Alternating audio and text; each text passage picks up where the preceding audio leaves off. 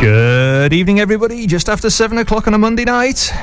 This is Halton Community Radio, and it's time to go wild.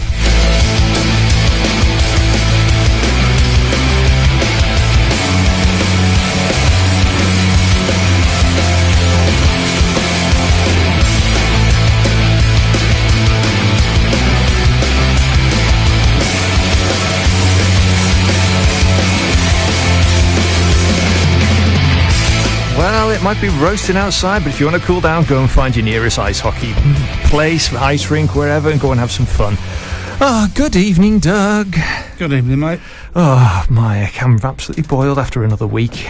Are we ready for another time to go wild? We certainly are. And we have our two guests with us. We say good evening to Mark Gillingham and Ollie Barron. Good evening, gents. Good evening. Good evening, everyone. So, I take it you've not been melting over the past couple of days.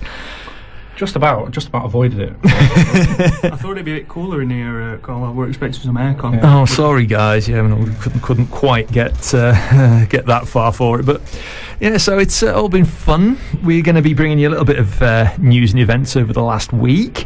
We've also got signing news, a bit of a reminder. In fact, we may as well do the signing reminder from last week.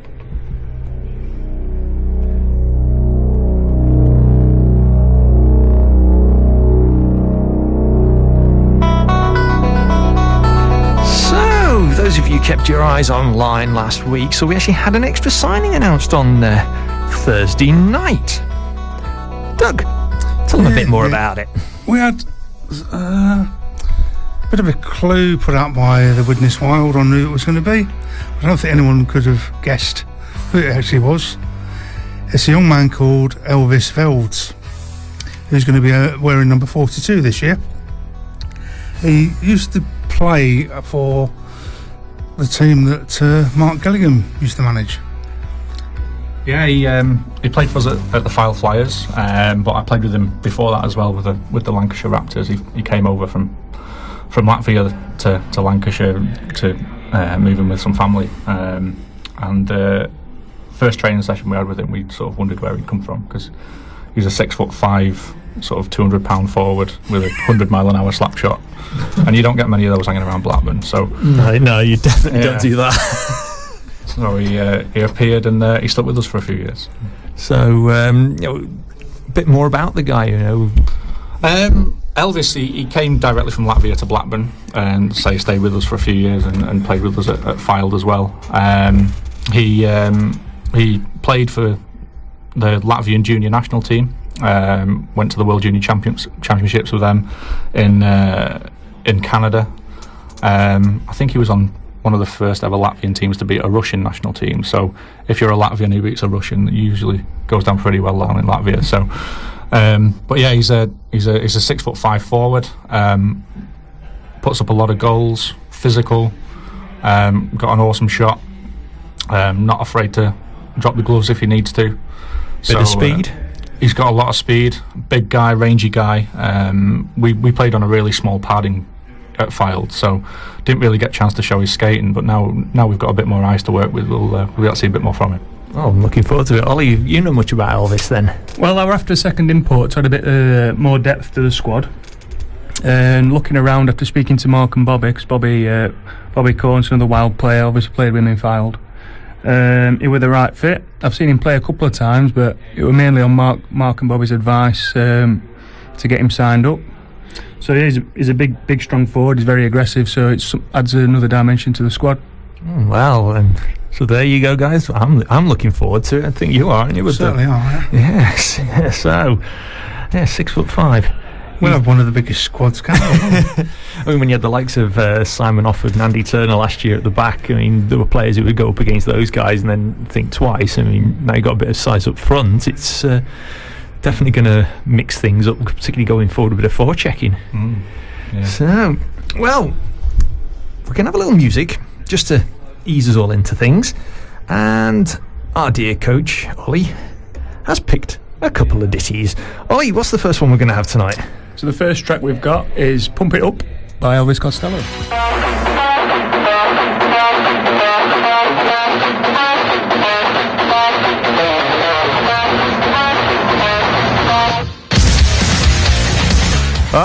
Okay, quick roundup of some fixtures that have been going on over the weekend. Unfortunately, on Sunday, the Solihull Vikings hosted our very own Widnes Wildcats, but unfortunately, we've not been able to find out any of the scores unless any of the guys in the studio know. No, sorry, but anyway, that game was going on. Also over the weekend, we had the BWIHFT, otherwise known as the British Women's Ice Hockey Friendship Tournament, going on down in Swindon, where our very own Widnes Wild women were taking part.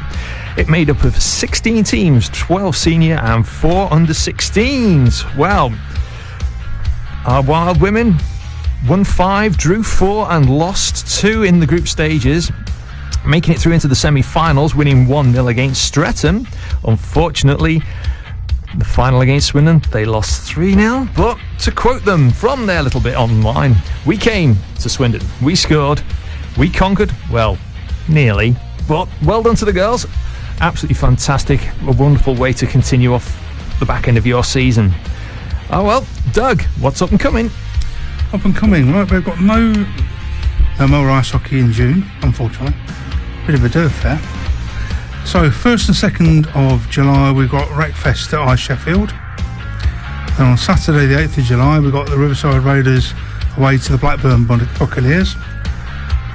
Sunday the 16th of July we've got the Widnes Wildcats at home to the Kingston Cobras in the Summer Cup. That faces off at 16:30. On Saturday the 22nd of July we've got the Widnes Wildcats away at the Kingston Cobras in Hull. On Sunday the 23rd we've got the Wildcats away at the Blackburn Falcons. On Sunday the 23rd again this is at the ice rink in Widnes. We've got the Riverside Raiders versus the Blackburn Buccaneers. That faces off 16:30. And on Sunday the 30th, there is the Widnes Wildcats against the Grimsby Lightning in the Summer Cup. That faces off in Widnes at 16:30. Just been handed a piece of paper. Trying to work out.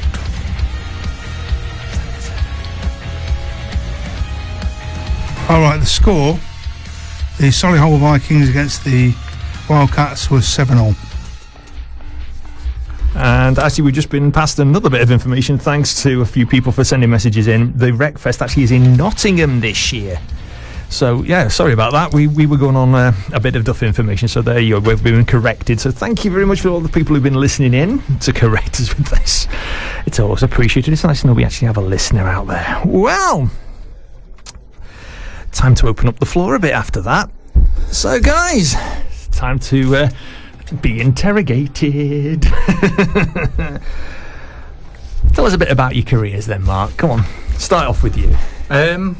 Well, playing wise, I started when I was 4. Started playing out of Blackpool.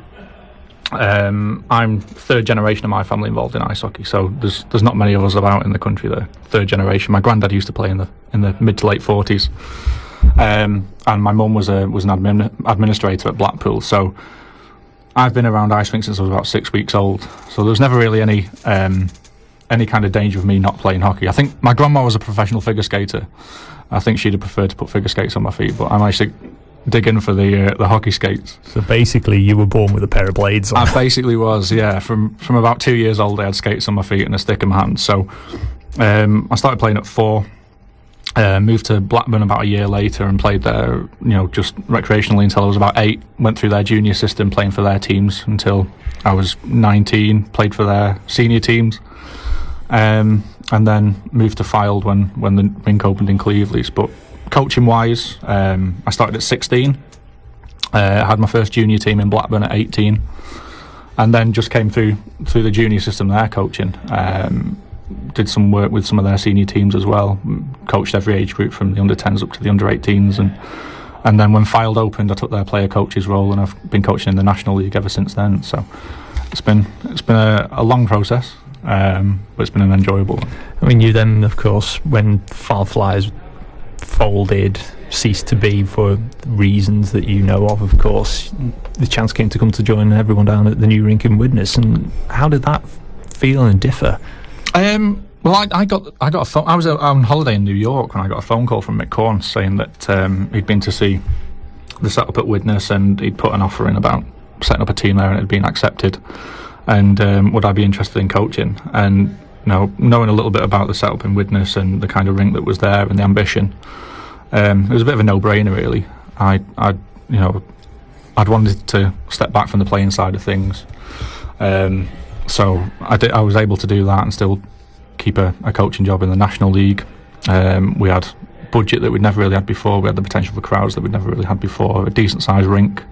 Recruitment wasn't going to be as big an issue because it's a bit easier to get to than the Fylde Coast is. So it was, like I say, it was a bit of a no-brainer to move to Widnes, and it's gone on ever since then. Did it surprise you just how well it took off? I mean, having seen National League teams, bring Ollie in for this, but National League teams, a lot of them, you're lucky to get 50 people in. You now come to Widnes and you're getting 250, 350 as a standard crowd. Yeah, it's a completely different ball game at Widnes. Obviously, I've played for Sheffield all my career, and especially in the E&L leagues for the Spartans, we were only getting 30, 40 people in, mainly friends and family. So when I come over to Widnes, I was really surprised by the crowd. I heard a big crowd, but it's another level. So we're really lucky to have them great fans supporting us. It really does cheer us on every week.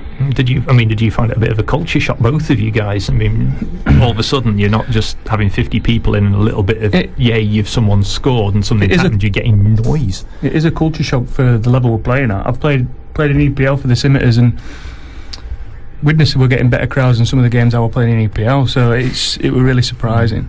Yeah.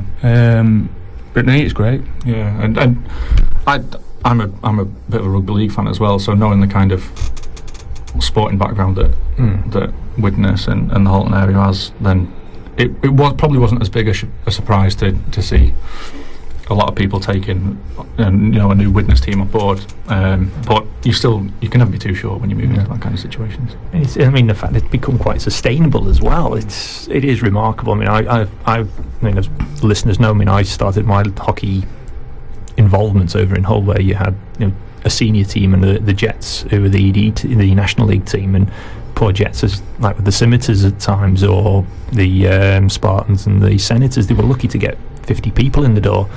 And I'm thinking, well, okay, let's see what happens. And then even after the first two pre-season games, which was just sort of an advert, we were consistently getting crowds. Of course, Ollie, Mark, you were there for the infamous 700 plus game the other year. That must have just been, for you on the bench, mental. Yeah. It's if you're getting that kind of, especially we've got a decent sized facility, but it's not massive. If you get 700 people in there, it's pretty full. So. And low ceilings and metal walls and everything echoes, so you get a really sort of vibrant atmosphere in there. And when you're putting on a decent show as well, it's certainly going to bring people back in. Well, for both of you, what sort of we'll talk about a couple of little sort of lows before we go into the big highs. Is there any sort of things that you've thought at times, do I really want to continue? Not when I really want to continue. For me, the main reason to come to Widnes is the team I was playing for disbanded, so I had no team to play for, but I really wanted to continue playing, still really passionate about the sport. And I was captain for the Spartans for 4 or 5 seasons, and I suddenly found myself without a team. So when I saw this, I applied for the Widnes job because it was advertised. I've seen it on the website. I saw it as a natural progression for me to become a coach from a captain. So on that side, sort of turned a low into a high, really. It were low where we had no team, but then completely turned around. There were another time actually when I got quite a bad facial injury. I was chasing down on a forecheck, and a guy from Telford just turned out and cleared the puck, hit me straight in the face. So it split my gum in half, so I had to have stitches through my gum and roof of my mouth. That put me off a bit, but not enough to stop playing. So, for you, was there sort of any points, or was it when Fylde folded? Did you think maybe it was always difficult at Fylde with where we were geographically and the facility we were playing out of? It was always a bit of a struggle trying to get people to come and play for us. And Mick Corns did a fantastic job there of getting the team that we had on the ice.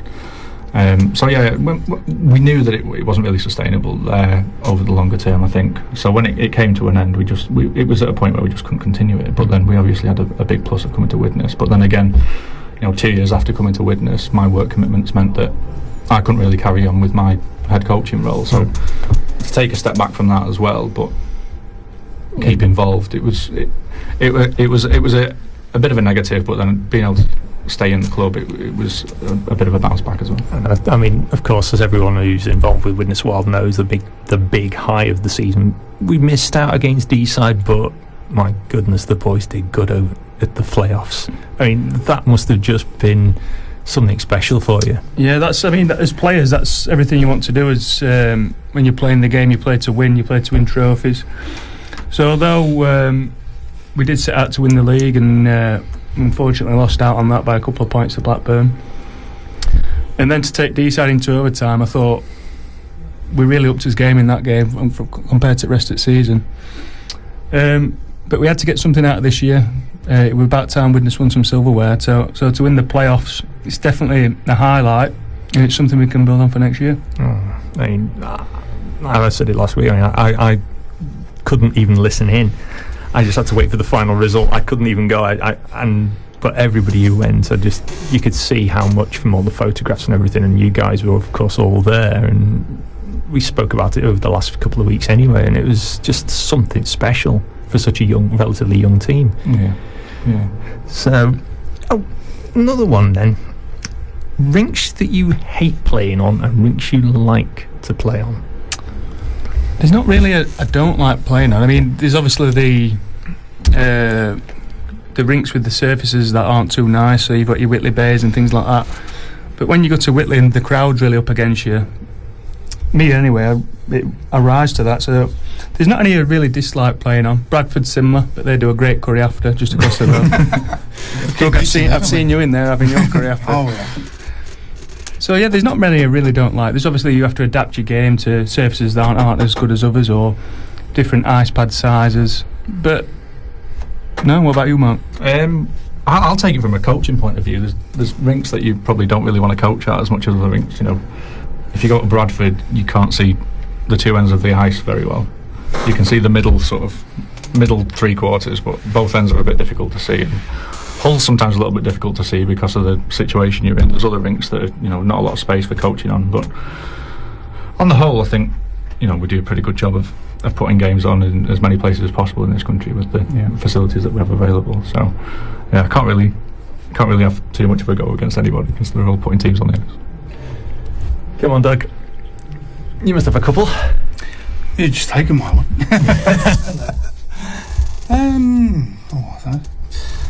Obviously your high was winning the cup. How has that made it easier for you to recruit players for this season?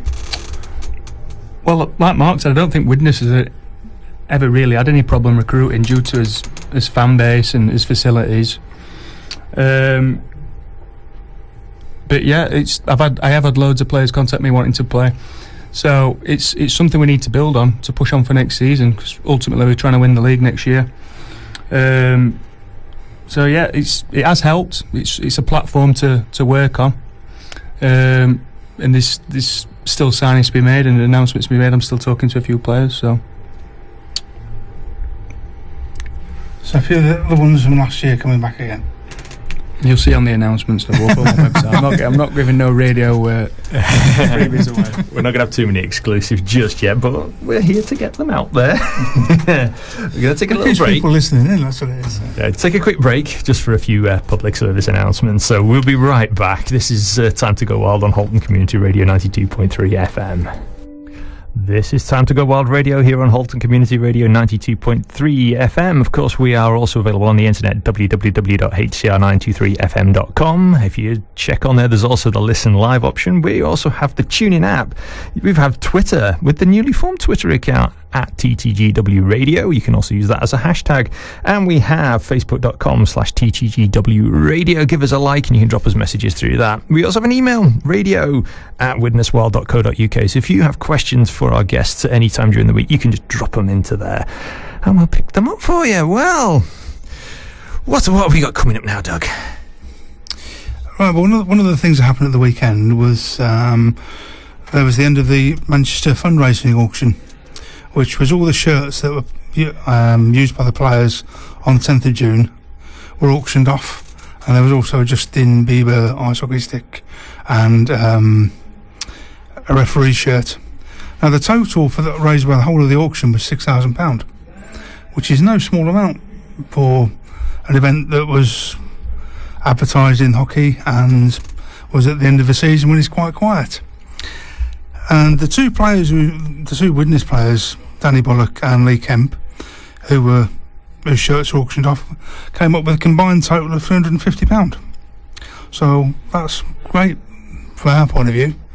Contributed on the ice, contributed off the ice, and made some money for a great cause. That's fantastic.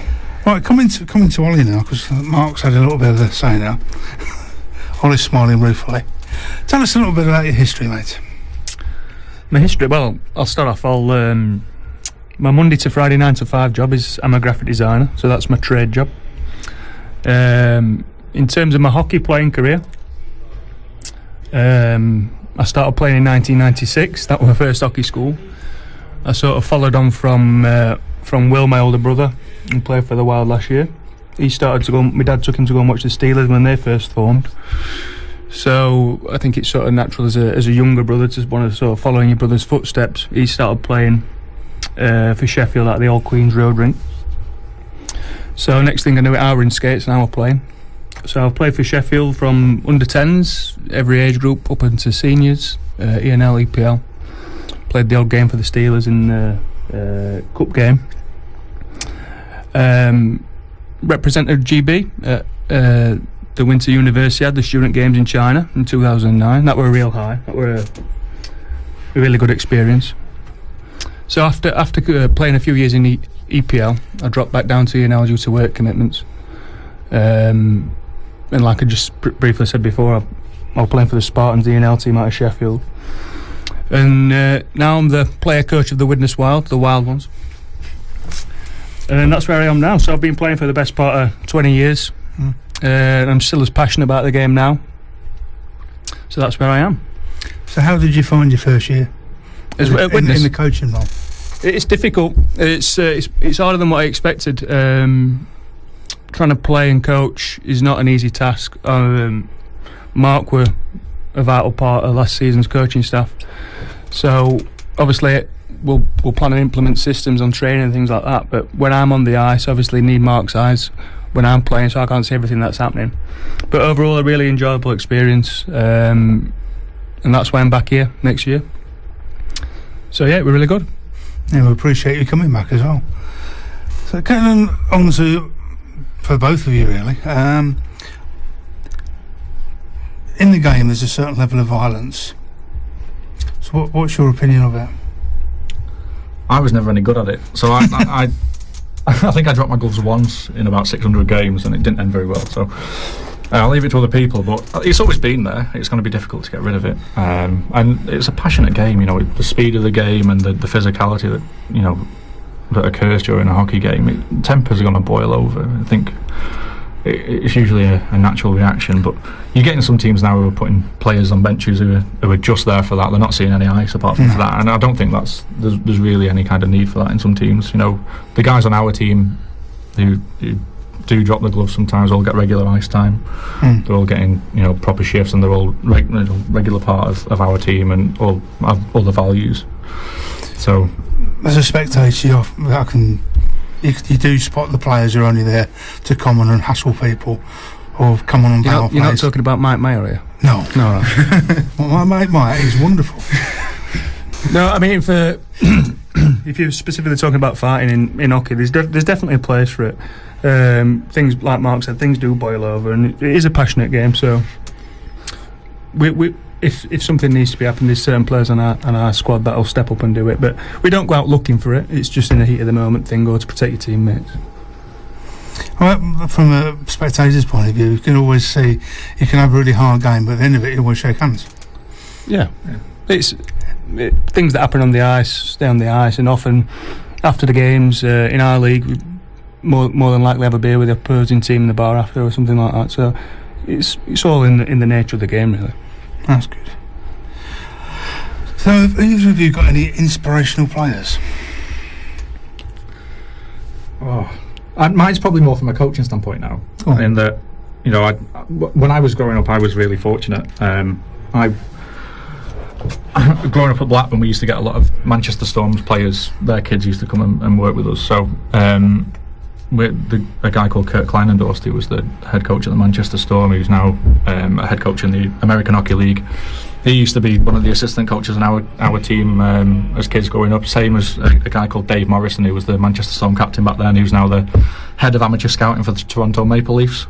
So when those two were on the ice with you at the same time, you used to learn a little bit of kind of stuff that you wouldn't normally do. But for me, the one coach that I had growing up who probably set me on the road to it was Gary Fearon, who worked with me at Widnes for the first 2 years. And there's a quote somewhere that when I played conference as an under-11, Gary was interviewed for our local paper, and he called me the thinker then. So I think at like the age of 11, he'd identified that I was probably the one that was probably more suited to coaching. So even back then, sounds like a good sign. Yeah. So yeah, Gary's always been somebody that I've looked up to coaching wise. So Ollie, then we'll change the question slightly for you. Have you got any players you hate to play against, or players you like to play against?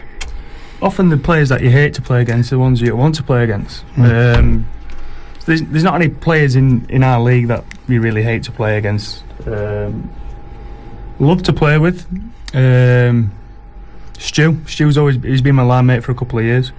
But yeah, I don't think there's any that you really hate in the league. It's end of the day, it's the level that we're playing at. It's a hobby for most people. So I don't think hate comes into it. I think that's the one thing a lot of the listeners sort of who are new to sort of ice hockey need to realise, and it's the one thing that I admire in you guys. I mean, when you're in the higher leagues, a lot of the guys, they do have another job, but they do prioritise, particularly in the elite league, it is prioritised on the hockey, whereas at the ED1, ED2 leagues, you guys, you run businesses, you have careers, you have your life outside the sport, yet you come and train at some places, it's goodness knows what time at night, and then you might play 1 or 2 games in a weekend and travel up to Solway, or could be down to Peterborough or somewhere like that, or even down Basingstoke, and depending upon which league you're in, where your team's located, it takes a lot out of you, doesn't it?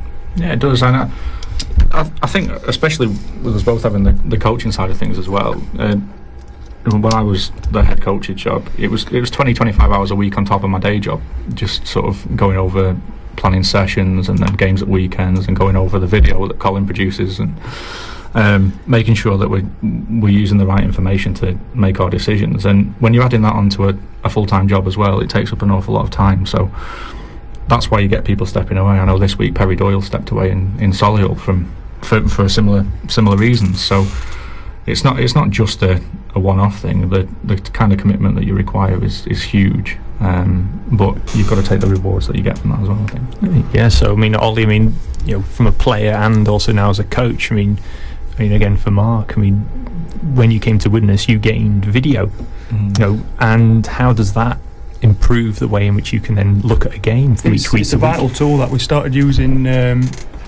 obviously to look back on things you can improve on, mistakes, good plays, systems that will work in certain situations of the game. Excuse me.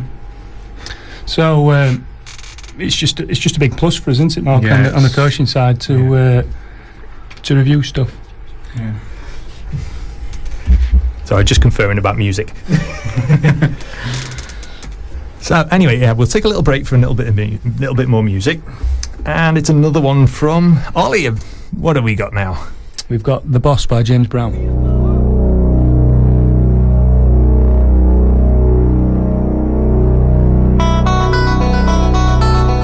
It's that music again. So it means we've got a proper sign-in, not just a reminder.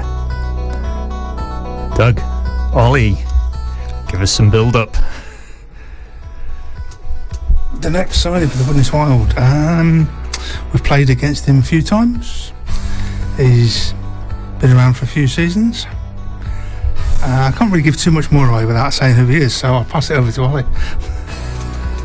So the latest player to be added to the roster is Mikey Gilbert. Oh, some of you may have seen him around the rink, those of you come down and see the juniors. But yes, we've poached Mikey Gilbert from Altrincham. So, tell us a little bit about your impressions of Mikey. So Mikey's a young forward. Played for Altrincham last season. He had a really good year. Scored 17 goals. So I'm expecting him to push on and be a big part of our team this year. As a young forward, his speed, goal scoring ability. He's also took over the community officer job at the Widnes Wild, so me and Mark will be looking to work closely with him when he's working with links in the community and things like that. So yeah, I'm looking forward to working with Mikey. Should be a good signing. Yeah, Mark? I think he brings a little bit of aggression as well, especially for a smaller guy. He's not one of the biggest guys in the league, but he's got a bit of aggression about him, and he's never shying away around the net. That's where he's picking up a lot of loose pucks and putting them away from those kind of situations because he's not afraid to get in there. So perhaps a little bit of a different kind of goal scorer to we've had in the past. So, yeah, I mean, there's times when I've been watching Wild against Altrincham Aces. I mean, they're always lively games, aren't they? I mean, there's that rivalry of since Altrincham transformed from Manchester Minotors back to Altrincham Aces and ended up in the Laidler Conference with us. I mean, it's a lively affair, be it at home and be it away. Yeah, I think every time we played them this year, they were really close games, weren't they? 1-2 in the league, lost one and drawn one, then beat them in the semis and the playoffs. They're always feisty games, high tempo. The local rivalry, I suppose, helps towards that. But the games I really enjoy playing in. They're the sort of games you want to play in where you have to up the game. Both sets of fans are cheering their team on. So they're good games to play. And I must admit, I think Doug can back us up on this one with the attendances away at Altrincham were increasing because they were noticing a lot of Wild fans were travelling, weren't they? I think we do. I mean, that's one of our strengths, is we have a strong away fan base. I mean, when we were in the D-side game, the promotion relegation game, we were shouting louder than they were. You think it was our rink, and I'm sure that pushed the players on. Yeah, absolutely. Every away game we've had a good following this year, haven't they? I can't remember one where we've not had a good following. So it really does give us a boost when we see his fans there cheering us on. I think that away following is probably the thing that differentiates the Wild with virtually anybody in the National Leagues, Division 1 or Division 2. I think other than perhaps Blackburn and Whitley and Gillingham, even the Division 1 teams don't tend to see big away followings with them. So I think we're probably one of the strongest for attracting people to away games. Yeah, it is actually. Like the D-side game, there's going to be a D2 D-side team this year. I mean, that's going to hopefully buoy up the rivalry that's been missing last year, and probably pick some of their D1 fans coming if there isn't a D-side game at home that weekend, or they're not going to travel. And so, those games the other year, they were just getting so big. It was, you were looking on a proper derby games, weren't you? Yeah, I think we kicked up a bit of an upset the second year that we were going, because D-side had been established for a long time, and then we'd been, we'd had 1 year before us, and then went into our second season and beat D-side 4 times. So don't think that sit too well with the D-side crowd. So I think that sort of really triggered the rivalry that season. So yeah, it's a healthy one to keep going, I think. Yeah, it was very noticeable on their on the show. I'll give it a quick plug. Drop the Puck, which Widnes have also been featured on at some home games. And you could look at their highlights and see the size of their crowds for games and different ones, and then all of a sudden you get a Widnes game and it was rammed. And yet a lot of other games it wasn't. We were managing to sustain a decent crowd, and it was just a testament to how well we've managed to keep things building. Yeah. Sorry, the bunnies. Yeah, so have you, slightly changing the subject slightly, do you have any funny stories, principal ones obviously suitable for a radio audience, about games or training, Ollie? There's a few that I probably can't mention on radio. I can remember a few years back when we were setting off from Sheffield for an away game at Whitley Bay, and what tends to happen when you get on the bus is some of the guys go to the back, play cards, some listen to music, chill out, or maybe grab a sleep, so you're not really concentrating much on your surroundings. Next thing we knew, we were at the Telewest Arena in Newcastle. We're due to face off in about 45 minutes. So we're like, oh, well, this is wrong rink. So we popped straight over to Whitley Bay, and they'd finished for warm up with Zamboni off. They were waiting for us. So we literally had 5 minutes to get kitted up, on ice, no warm up, and we're on back foot straight away in Whitley Bay, which is not something. It's not ideal game preparation. But there probably is a few others that I can probably say on radio or think on top of my head. Yeah, I think most of ours as a club revolve around Chris Preston.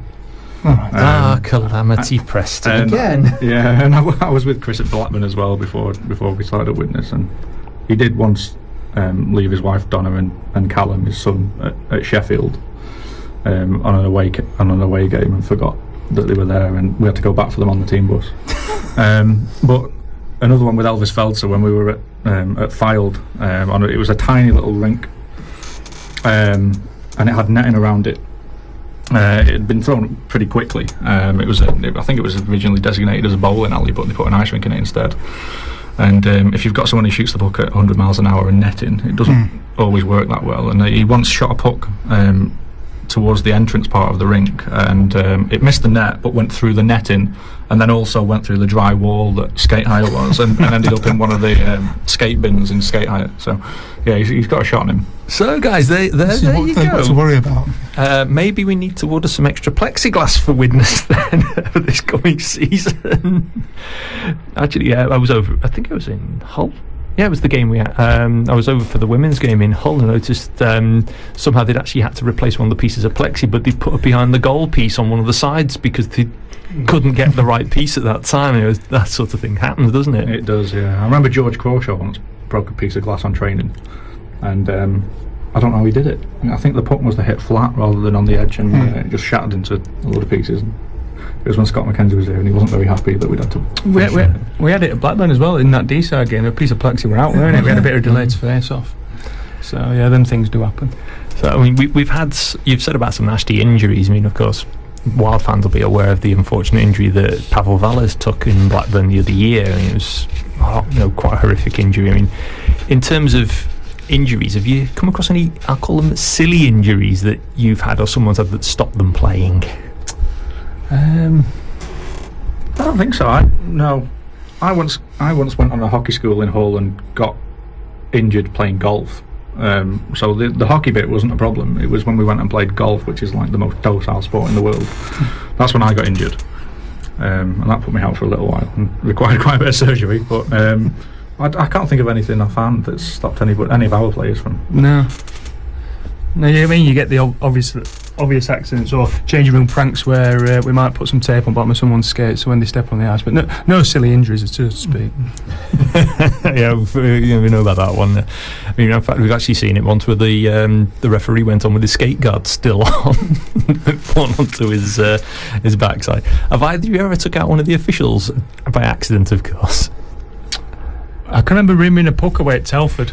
I'd just gone to dump the puck in. I'd rimmed the puck quite hard, and as the refs go to jump over the puck, I think he'd misjudged it. He got him right in the ankle. That was quite a nasty one. It looked a bit like a Scotch egg on his ankle, but not taking any out. No, I wasn't really a referee killer when I was playing. I used to manage to avoid them quite well. Have either of you ever played in goal? Only in training. You've got to be nuts. You've got to, they're not normal people if you play in net. It doesn't make any sense to me, but I'm glad we've got. Yeah, I've tried it in training. It's difficult. It's difficult. Yeah, and you don't realise how much the kit weighs. You try and stop a puck, you can see it coming to the top corner, but you can't get your hand there quick enough to stop it. So yeah, they're pretty strong. Oh, we'll take a quick break for one more piece of music. Ollie, who have we got? It's Dusty Springfield with Spooky.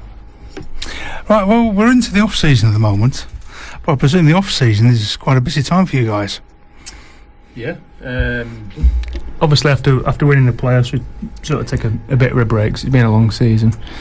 But then mine and Mark's attention turns to recruitment, so that's what we've basically been doing for the last couple of months, really. Starting to build his team, talk to players, and then we'll be having an open trial at the end of July. So if any players want to come down and have a tryout for the Wild, it would be available for selection. And then we're back into sort of training camp, training in August, leading up to the season. But I suppose once we've finalised his roster, that's when me and Mark will start talking about sort of systems and styles that we were playing. So with the players that you've signed already, presumably Simon was a no-brainer. Simon? Yeah. Simon offered, yeah. I think since he come in, I think he sort of showed things up at the back. He's a really experienced player. Good to have in the changing room. Knows his role. He's good on the power play in front of the net. So, he were a no-brainer to bring back. He's a experienced player and great to have on the team. And you've fulfilled your 2 imports. We've got his 2 imports secured. Yeah, I had quite a number that contact me, but I think Pavel's been a great player for Widnes ever since he's been here, and I was surprised actually when I come in how good he's been for us. He's a great skater. Yeah, I don't think people realise just how strong Pavel's background is. Well, he was through the junior system of Karlovy Vary, which is one of the top teams in the Czech Republic, and before he came to us, his last 2 teams, he'd been sent out on loan by Karlovy Vary to the 2nd and 3rd division in the Czech Republic. So if you're playing that kind of... He can't speak much English, but we just sort of nod and shout at him, and then he smiles a lot. He's getting there. He let his hair down at presentation. He's getting there, isn't he? With he his likes English. that buffer. Yeah. But no, we had to get Pav back, and I'm glad he's back. And then I think as a second import, we were after a forward because we need a bit more scoring. I think we struggled in games to put pucks away sometimes. We could say goalies had good games, but I think a lot of the times we make the goalies. We give them the easy saves or made them look good. So bringing Elvis in will definitely add some firepower to the forwards. And you've got Mike in as another forward. Yeah, different dimension again. So a younger player, a different dimension. He's like Gilly said, he's an aggressive player, so he'll be finding different types of goals than what I'm expecting from Elvis. But yeah, another dimension to the forwards. So make it hard for us to be played against, really, won't it? Yeah, we still have got a number of spots to fill though, so we're far from there yet, but we're working on that. Good. You got anything more to say, Cole? Well, in terms of next season, because of the league structures that's changed, how do you think that's going to make the dimension of this league any different and improve it? Because it has improved year on year. It has come on leaps and bounds actually. The Laidler conference, as you like. I think it's going to be really interesting because obviously we've got Sutton coming in, Telford, D-side 2, so them extra games, and I expect Telford, Sutton to be really strong teams, and obviously last year Sheffield had a good year. Altrincham are going to be got to put a good squad in, so it's going to be interesting, and I think it's a sort of unknown. We don't really know what some of these teams are going to be like yet, but there's no really easy game in this league, as we found out. I think a lot of the times we're expected to beat some teams quite heavily, but we struggled in some of the on paper easier games. So you really have to be prepared for every game. Like you said, the league has got better every year.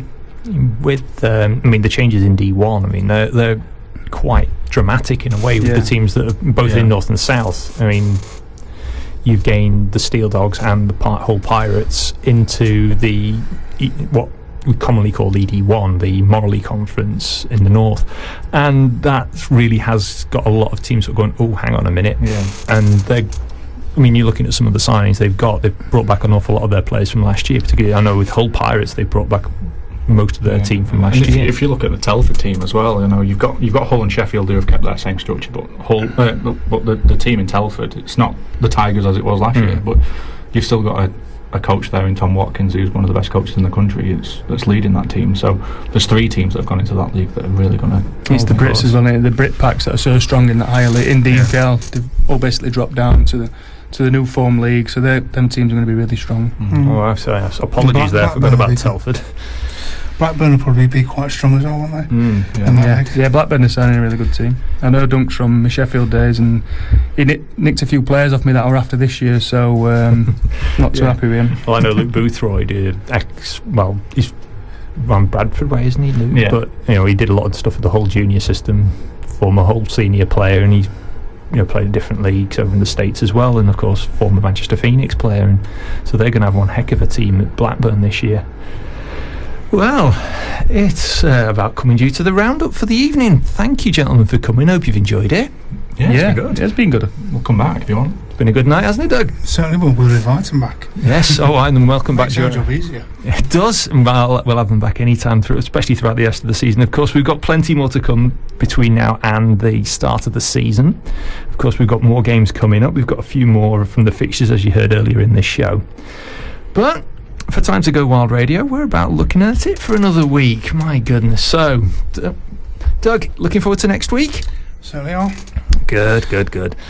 I don't know whether it'll be you, me, or me and my other partner in crime, but I'm back tomorrow night. Yes, my dulcet tones between 10 and 11 with Cole's Box of Delights here on Halton Community Radio. But of course, we'll be back next week by hook or by crook if we haven't all melted and turned into slush. With more time to go wild here on Halton Community Radio 92.3 FM. And so, until next week, from me, oh dear, ta-ra.